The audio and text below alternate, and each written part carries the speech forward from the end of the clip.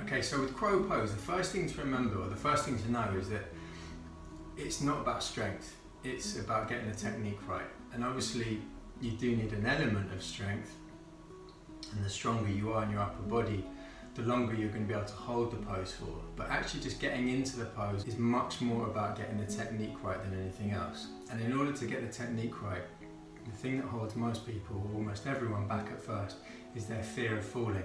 But it's exactly that that's the best, most exciting part of learning this move, is working through your fear to the point at which you will find your balance. And that's not some esoteric metaphor, I mean that literally. And so the only way to get that is you need to take a little, if not leap of faith, a little tilt of faith, because this move all hinges quite literally on tilting forward enough so that you come into the right balance point. And it's really that's going to get you into the move. It's tilting forward rather than anything else. But because I totally understand that the fear is very real of smashing yourself in the face, what you can do is use either a cushion or a yoga block you can put in front of you, so that if you do fall, that yoga block or cushion catches the fall. And the other thing to say about falling is you are going to fall. That is part of it, so just accept that is part of the practice.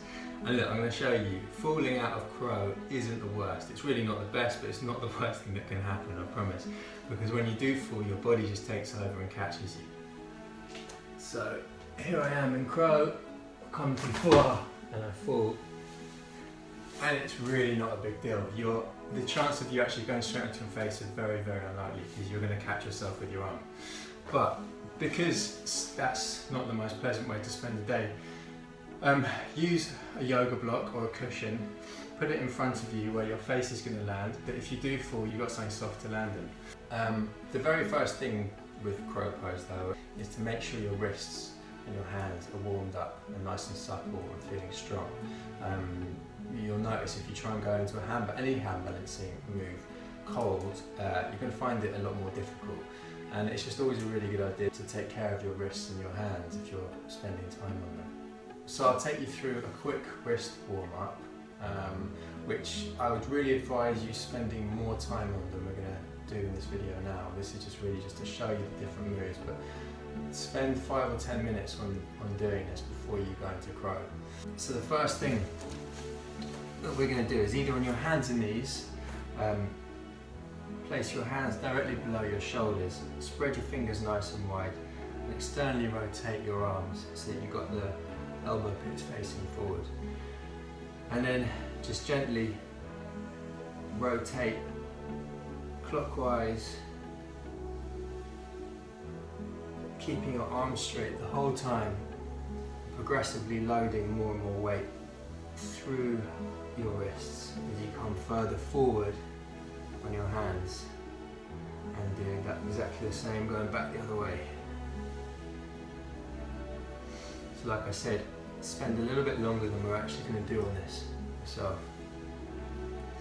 Then we do exactly the same thing, with fingers pointing out to the side, straighten out the arms, spread the fingers and rotate, and go back the other way. And if you want to make this a little bit more difficult, just come up into this plank position, do the circles from here, and come back down onto your knees, and your fingers point back towards you, and again, either on your hands and knees like this, just gently rock backwards and forwards this time rather than around in circles, or come up into this plank and just gently rock back and forth. You should feel a nice stretch through your wrists and your arms. And then what I like to do here is come down onto my knees and round my upper back, just for a bit more of a stretch. And then finally,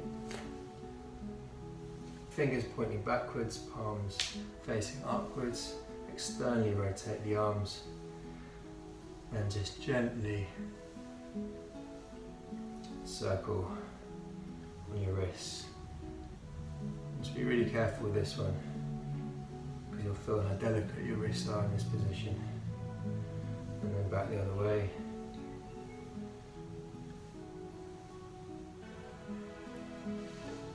And then, as a little bonus, come up into squat, clasp one wrist with your finger and thumb, the other hand, and just make circles to loosen up the wrist. And back the other way. And same with the other hand.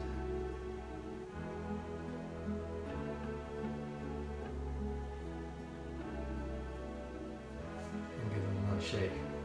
So yeah, so I've got a yoga block, but use a cushion if you'd rather. And then what you want to do to get into this position correctly is start off in this deep squat and have your arms resting on your knees, arms out straight, and try and have your knees as high up the backs of your arms as possible. That's going to help you in the position. And from this squat position, I'm just going to come up, place my hands on the mat, spread my fingers nice and wide, and really clasp the mat with my fingers. I'm really active in my hands and fingers here. And then from this position, all I'm going to think about, I'm not going to think about coming up, all I'm going to think about is tilting forward. That forward tilt of faith that I mentioned. And that's it. And for now, all you want to do is tilt forward onto your tip toes. Don't even bring your feet up off the ground yet. Just tilt forward and start to get the sensation of bearing the weight in your upper body. So do that a few times and feel comfortable with it. And you also, in this, get a sense of where you need to actually place the yoga block or the cushion in order to break your fall. So I think for me it was a little bit forward there. And then when you're comfortable in that position, what we're going to do next, exactly the same again, tilt forward and just bring one foot off the ground and then back. And we'll do exactly the same again on the other side. So tilt forward, really clasping the mat with my hands, and just take one foot off, and I'm on the tiptoes with my other foot, and then back down. And once I've done that a few times and I'm comfortable, I'm going to try for the full move, even if it's just for a split second of taking my feet off, just to experience the sensation of balance and then come back down. And again, remember, it's not about trying to come up, you're tilting forward, and you've just got to trust yourself to hold yourself up. And if it all goes wrong, all you're going to do is lightly touch the cushion or the yoga block with your forehead. So again, come up into position, tightly clasp the mat, be strong everywhere, and just tilt forward and experience the balance, and then ease yourself down. And just to show you, if I had lost my balance there, all that would have happened is this. The yoga block catches my fall, and I can come out of it safely. So, I'm going to move this away now and show you the full move again. From this deep squat position, hands, my arms are outstretched, my knees are high up on the backs of my arms as possible. I come up, place my hands down, fingers nice and wide, really press into the mat, and I'm just tilting forward to find that balance. And that's all I'm thinking about. And then tilt backwards to come out of it. So I'm not thinking about trying to come up, I'm not jumping. All I'm literally doing is tilting forward, transferring the weight from my feet into my hands. And what I'd suggest is, bit by bit, is build up your endurance in that position. So just hang out here for longer and longer each time, and start to get a sensation of how much control you have in your fingers and your hands. If you do start to lose it, you've actually got an element of control there, where you can push down on your fingers or push down on the heels of your hands to keep yourself up in position. So like I said, strength definitely isn't the most important thing to achieve this move, but obviously it helps. So if you want to develop your upper body strength specifically for this move, watch the videos I've made on the zombie press, the military press up and the pike press. All three of those will really develop the muscle strength you need in your upper body. What I'd also really recommend is start working on a move called the Tuck Planche, which is fairly difficult, but it will build the strength and develop your sense of balance on your hands. And it's very similar to crow. It's a little more difficult when it comes to how much strength you need, but actually it mitigates the fear of falling, so it allows you to get a sensation of coming up onto your hands without worrying about falling forward. And what you do for Tuck Planche is sit back on your heels like this, place your hands in exactly the same position as you would for crow, externally rotate your arms and round your back, and all I'm going to do from here is push up and hold, and then come back down. If that's too difficult for you at this stage, just come forward and up with one foot and lower, and then repeat on the other side, and do a number of reps,